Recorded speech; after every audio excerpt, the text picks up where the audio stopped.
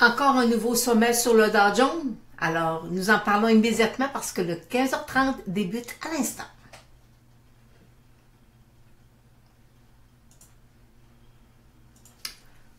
Alors, nous sommes mardi le 23 janvier. Les marchés sont positifs, négatifs, ils se promènent, c'est assez mitigé. On a l'or qui va bien, le pétrole aussi. Et on va parler aujourd'hui, j'ai des questions sur BCE, le VIX, l'indice de la volatilité américaine, Home Capital, Lithium, le symbole LAC. On va parler aussi d'Amazon. Puis j'ai un petit small cap à vous montrer parce que j'ai une petite question sur un petit titre. Et vous savez, je vous ai promis que si j'avais des questions et que c'était un titre que je ne suivais pas, mais que je pouvais avoir quelque chose, j'allais vous en glisser un mot. Alors, c'est ce que je vais faire tout à l'heure. Je vais vous montrer un petit titre là, qui peut devenir intéressant. Mais alors, allons voir en premier. J'ai eu une question et j'avais déjà répondu il y a de ça quelques temps. On me demande, Lynn, est-ce que tu utilises, c'est quoi la plateforme là, lorsqu'on veut bien travailler, lorsqu'on est, on veut faire de l'analyse technique dans le marché? Alors, ce que moi, je vais vous dire que on a les courtiers compteurs nous offre une plateforme où on est capable de suivre nos titres, on est capable de mettre les indicateurs, les moyennes mobiles, travailler avec les chandeliers japonais. Alors, et chaque courtier escompteur travaille avec des logiciels différents. Alors, je sais que Disney travaille avec MarketQ, le courtier de la Banque nationale travaille aussi avec MarketQ. Alors, je sais qu'il y en a d'autres aussi, là, mais ils ont tous là un petit logiciel qui va vous permettre de faire vos listes, de faire les suivis. Et par contre, vous ne pourrez pas faire de scan de marché. Là. Vous n'êtes pas capable de voir est-ce que ma moyenne mobile, mon titre perce ma moyenne mobile 34 ou il y a un croisant de moyenne mobile. Non, vous ne pourrez pas. Par contre, moi je dis souvent que on doit avoir deux systèmes. Il y a un système pour faire nos suivis quotidiens, puis on a un autre système pour être capable de faire nos scans de marché. Alors, fait que moi, j'ai deux systèmes là, qui travaillent sur lorsque je fais de l'analyse technique. Alors, on va aller voir. Fait que la première question que j'ai, elle vient de François. François me demande, Lynn, le Beta Pro. Ok, et là, je vais vous lire sa question. Bonjour, je vais me mettre un petit peu à l'écran aussi pour que vous me voyez. Alors, il me dit, bonjour Madame Rivard, j'aimerais avoir des explications sur Beta Pro, contrat à terme S&P 500 VIX à rendement inversé. Le symbole c'est HVI sur la bourse de Toronto. Comment puis-je identifier un indice de volatilité et d'en tirer profit? Bon, première des choses, lorsqu'on travaille avec le VIX, c'est un indice de volatilité. Là, je vous présente le Beta Pro. Ben, vous devez comprendre que Beta Pro, c'est un ETF ou un FNB, mais par contre, avec un effet de levier de 200%. Alors, si mon VIX monte, ma volatilité monte, ben, je vais avoir un effet de levier de 200% et vice-versa. Alors, c'est des produits un peu plus à risque, ok? Je vais vous dire que moi, personnellement, je les travaille pas, là. Mais puis oui, on peut même faire dans certains effets il y a des produits, là, c'est pas des Beta Pro, on peut faire même des options dessus. Fait qu'on peut avoir des effets de levier de 3 plus les options. Écoutez, ça devient dans le bon sens, c'est merveilleux. Si c'était pas dans le bon sens, je vous dis que des fois ça coûte cher, mais en tout cas. Mais alors, fait que c'est présentement, je vous présente là, le Beta Pro qui a toujours monté. OK? Là, c'est sûr que... Et là, je vais aller vous mettre le graphique du VIX. Et le graphique du VIX, là, regardez. Là, vous l'avez à long terme, et je vous ai mis une ligne à 50. Avant les années 2000, puis après les années 2000, on avait souvent on avait notre Beta Pro, pas notre Beta Pro, notre VIX, notre indice de volatilité, le CBOE Volatility, lui montait à 48, 50, après ça il redescendait. Fait que là on avait des variations de marché. Ce qui est plus possible, on a plus ça depuis, je vais vous mettre l'autre graphique. Alors, depuis la dernière fois qu'on a eu un VIX qui a monté plus de 40, là, ça remonte à août 2015. Et regardez, depuis, on a presque plus de volatilité sur les marchés. Alors, c'est tout à fait normal que le Beta Pro, je vais aller vous remettre le Beta Pro soit en tendance haussière. Parce qu'on n'a plus de volatilité. Fait qu'en ayant plus de volatilité, ben ça fait que les marchés présentement sont haussiers et on n'a pas il n'y a pas d'inversion présentement la tendance elle est toujours haussière. Écoutez, là, il n'y a rien à redire présentement sur le marché américain. Écoutez, on a même un nouveau haut d'année aujourd'hui sur le Dow Jones, même si parfois il vient négatif, là, il nous affiche un nouveau haut. Alors, écoutez, les moyennes mobiles sont haussières, tout est haussier.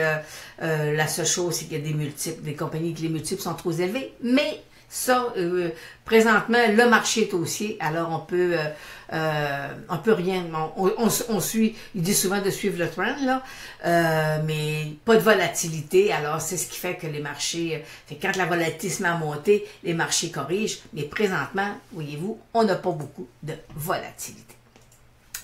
Alors, Françoise me pose, Lynn, est-ce que BCA, c'est un achat présentement? Là, j'ai BCA, voyez-vous, j'ai un beau support à 57, je vais aller voir mes notes. J'ai un beau support à 57. Par contre, il est sous sa moyenne mobile 200 jours. Mes moyennes mobiles 34 sont baissières, sont même écartées, il est en survendu, oui, mais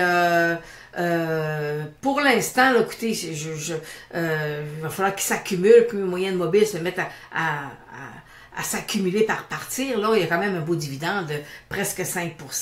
Puis, il y a quand même un ratio court-bénéfice de 18 fois. Alors, parce qu'on en vaut souvent 25, là. Alors, fait que c'est entre 15 et 15, c'est pas cher. 18, c'est un petit peu plus cher, mais c'est quand même une belle grosse entreprise. Est-ce que c'est le temps de rentrer aujourd'hui? Techniquement parlant, j'ai pas de revirement, là, j'ai pas rien, là, je peux avoir un rebond, mais j'ai rien qui m'assure que je peux aller chercher un 20%. Pour l'instant, en gros, c'est ce que je vous dis. Alors, l'autre, c'est Ghislain qui me demande CCL Industrie. Voyez-vous, regardez, on est entre un support à 55 et une résistance à 62. Alors, tant il va sentir qu'il va se développer à l'intérieur, une moyenne mobile de 200 jours qui est plate.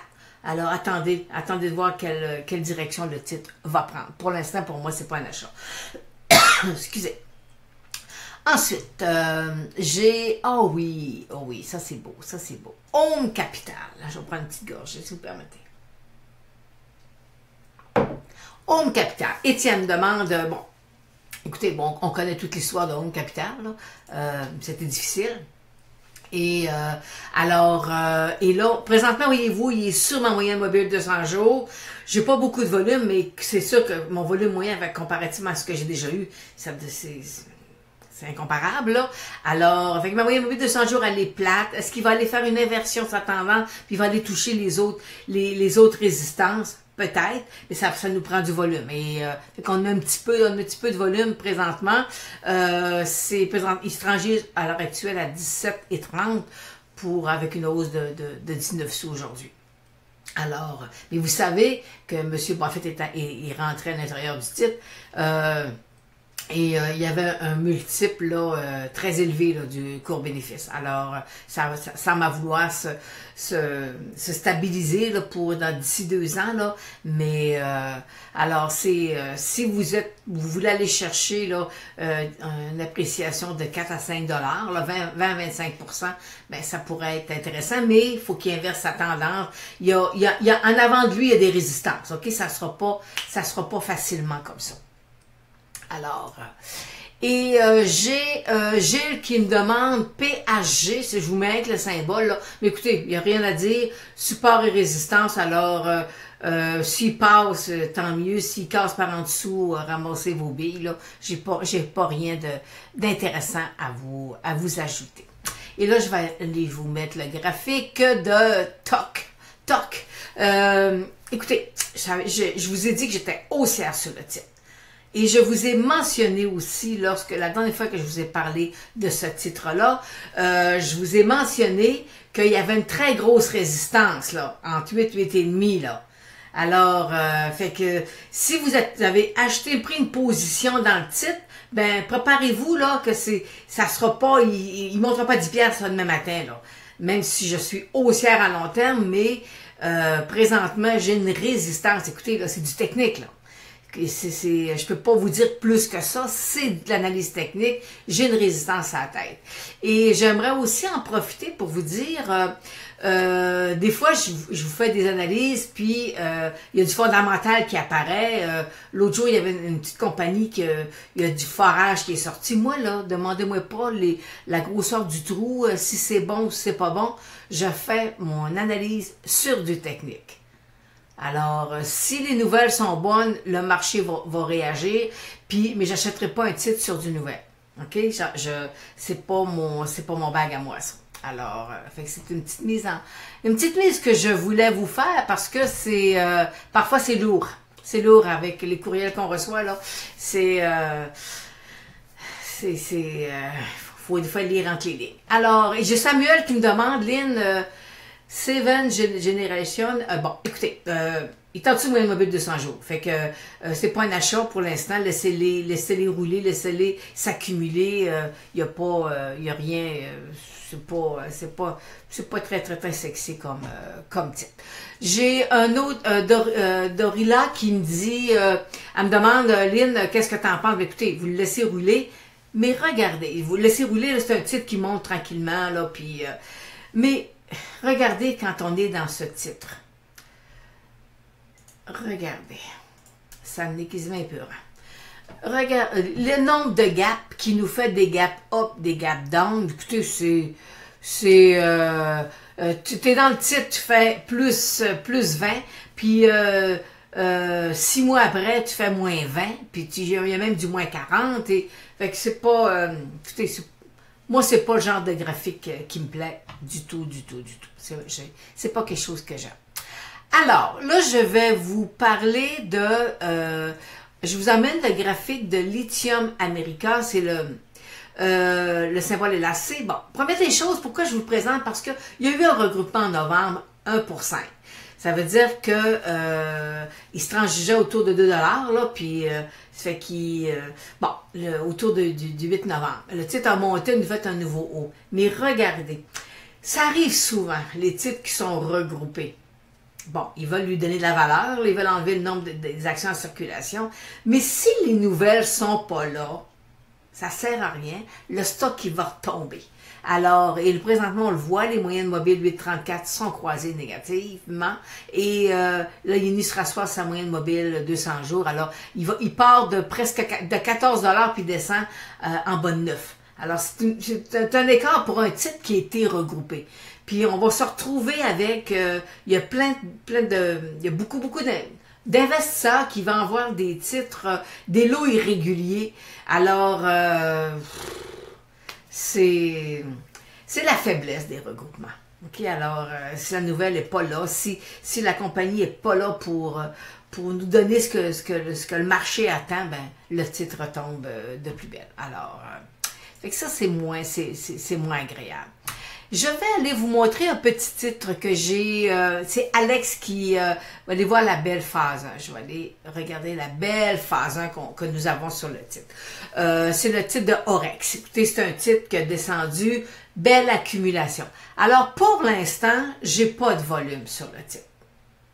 C'est le premier constat. Mais j'aime beaucoup cette accumulation-là. Alors, aussitôt que le volume va apparaître, à ce moment-là, on va le retravailler parce que puis on pourrait avoir quelque chose d'intéressant. Mais pour l'instant, j'ai pas de volume, alors c'est pas un achat, c'est pas un Saint Graal, c'est pas un titre battu par le marché ayant un fort potentiel aussi, parce que vous savez que lorsqu'on mentionne Saint Graal, c'est une particularité.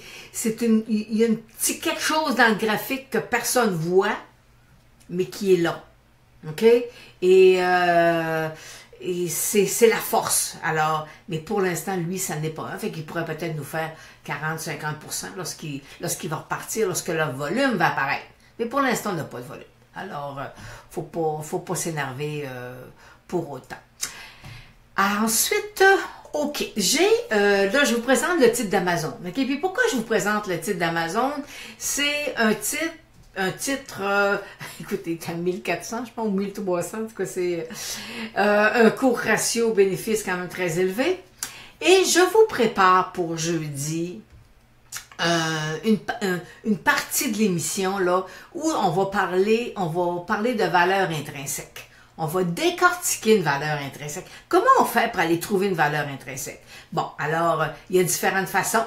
OK? Il y a différentes. Moi, il y a deux façons. Il y a la façon du comptable, là, qui met des chiffres, puis il y a l'autre façon qui est comme moi, qui est avec une base en finance, où là, à ce moment-là, on peut travailler avec des indices de risque. Puis fait que chacun travaille à sa manière, mais fait que jeudi, on va parler de valeur intrinsèque, puis je vais vous présenter quelques titres où on va aller regarder les bénéfices par action estimés et on va être capable d'aller voir la valeur qu'un titre. Mais pour être capable de calculer la valeur intrinsèque d'un titre, on a besoin, ça prend des revenus aussi, là. Même si on peut avoir des revenus négatifs une année, ça sera pas dramatique, là. Mais il faut avoir des perspectives de croissance, là. Sinon, pas de revenus avec des pertes, la valeur comptable, tout ce qu'elle fait, c'est qu'elle baisse, là. Fait qu'à un moment donné, il mange de l'argent, là. Alors, fait que jeudi, on va regarder des titres, est-ce qu'on va voir, puis c'est là que j'arrive avec est-ce que mon titre est sous-évalué ou surévalué? On va en examiner quelques-uns. Je vous le dis tout de suite, je vais prendre des titres du TSX 60, c'est des titres qui versent un dividende, OK? Et je vais peut-être aller voir, je vais peut-être prendre 2-3 titres américains pour vous montrer la différence, puis pourquoi des fois le marché lui attribue un tel ratio là, court-bénéfice là, futur. Alors, fait qu'on va voir ça jeudi, ça devrait être intéressant. Fait que si vous avez des questions sur des titres que vous voulez que j'analyse, mais ça me prend des titres là, que vous connaissez, là, des titres que vous je veux pas des no-names, là. Je veux des titres qu'on est habitué là, d'entendre parler là, lorsqu'on parle de marché boursier. Alors, allons voir maintenant, on va terminer avec l'or et le pétrole. Et là, on va travailler avec l'or. Voyez-vous, il est en train de vouloir venir tester mon 1350. Alors, il jetait un petit couloir latéral, il nous touchait le bas, puis là, il est en train de vouloir repartir. Tout à l'heure, je suis allée voir mon titre de Barrigo, parce que souvent, je vais voir, moi, c'est mon titre fétiche là, quand j'examine les titres aurifères, et le volume était juste moyen. Alors, fait que Barrigo s'énervait pas trop aujourd'hui. Et on va aller terminer avec, avant d'aller voir les indices, on va aller terminer avec le pétrole. Et le pétrole a sauté le 64. Et on est à 64 et 64 lorsque j'ai fait la prise d'écran. On fait que là, est-ce qu'il va venir nous faire un nouveau 65? Mais vous savez, je suis haussière sur le pétrole. Je vous ai mis analyse, puis je vous ai démontré pourquoi j'étais haussière sur le pétrole. Et présentement, il y a les gens ont un peu de difficulté à comprendre là, que mes cibles puis mes choses, là, alors c'est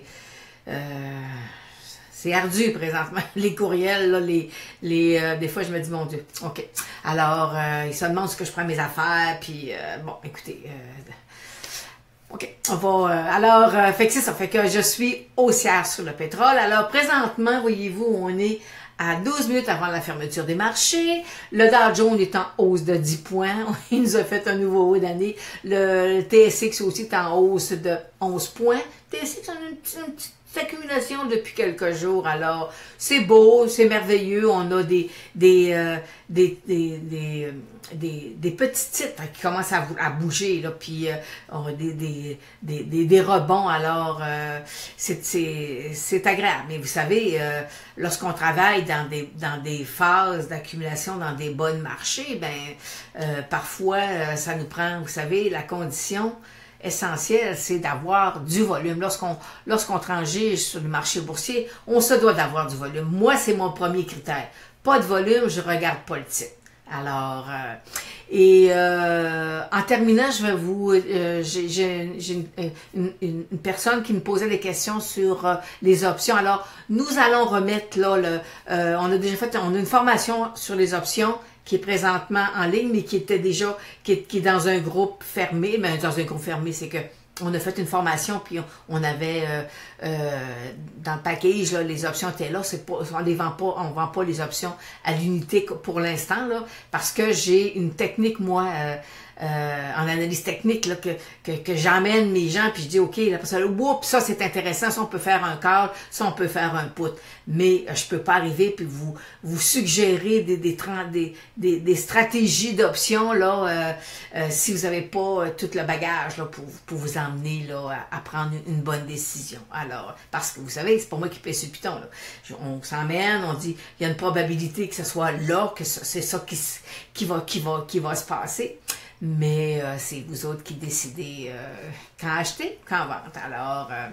Alors c'est ce qui termine aujourd'hui, le 15h30. Alors, on se revoit jeudi avec la valeur intrinsèque d'un titre.